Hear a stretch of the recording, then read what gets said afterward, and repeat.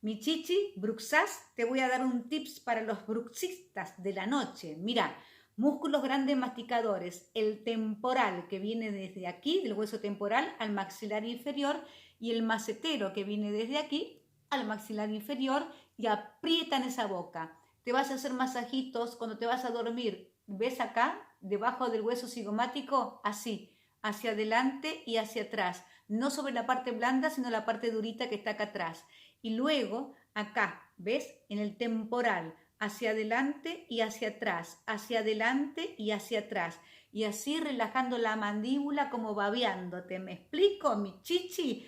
Cualquier duda se comunican conmigo, y si necesitan tener una entrevista solas conmigo o clase personalizada conmigo, acá estoy.